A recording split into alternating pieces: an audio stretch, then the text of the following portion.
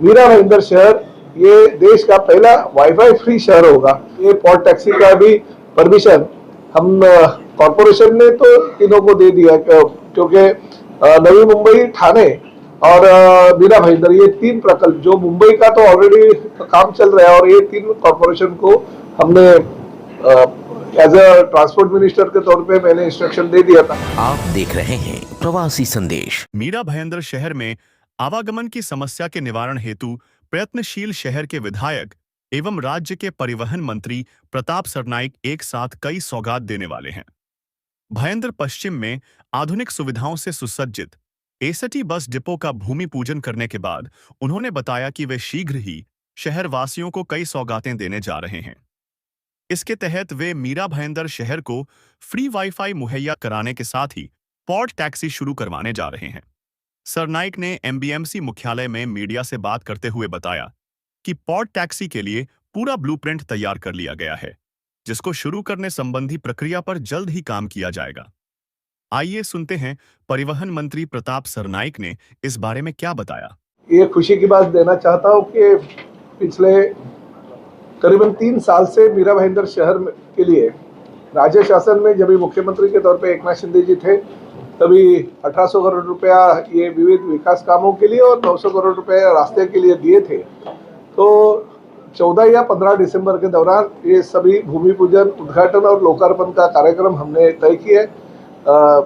राज्य शिष्टाचार के अनुसार सभी लोक प्रतिनिधियों को आमंत्रित करते हुए इसका कार्यक्रम किया जाएगा।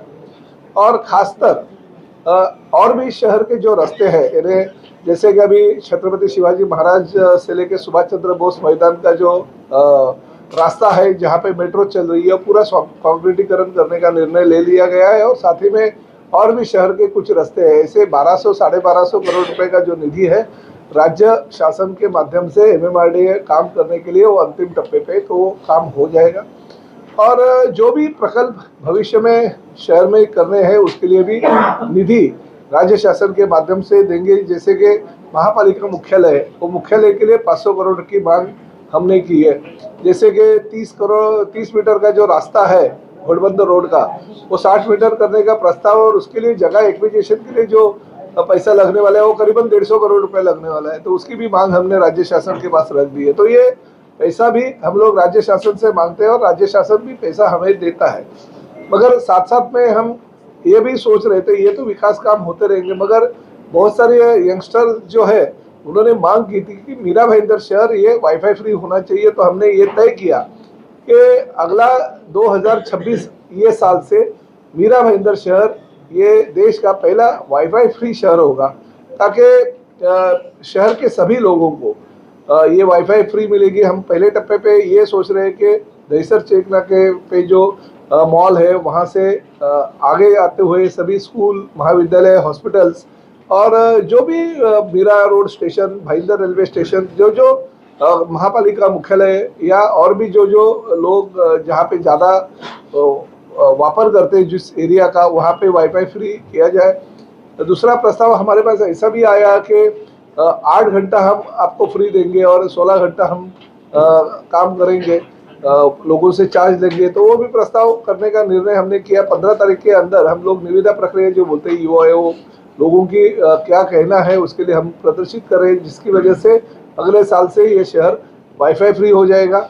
करीबन 10 करोड़ का खर्चा इंफ्रास्ट्रक्चर के लिए करने का है, और साथ ही में महीने का भी खर्चा कुछ आने वाला है। तो हम उसका प्रोजेक्ट रिपोर्ट बनाने के लिए हमारे जो भी लोग है उसमें इन्वॉल्व, उनको बोला है।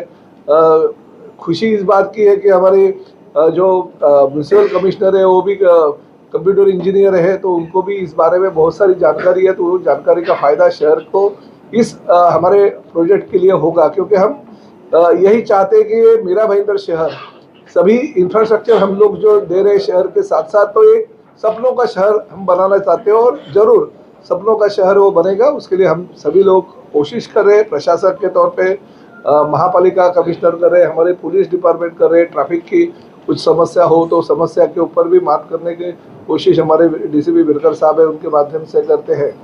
तो वाईफाई फ्री की संकल्पना जो थी, वो मेरी संकल्पना थी, वो हम इम्प्लीमेंट उसके ऊपर कर रहे हैं। तो 15 तारीख के अंदर उसका जो भी है टेंडर प्रक्रिया हो जाएगी। दूसरी मेन बात तो आपने देखा प्रेजेंटेशन अभी पॉट टैक्सी, राज्य के मुख्यमंत्री आदरणीय देवेंद्र जी फडणवीस, उप मुख्यमंत्री एकनाथ शिंदे साहब पॉट टैक्सी का प्रकल्प हर शहर में होना चाहिए, इसके लिए मीटिंग्स भी ले रहे हैं।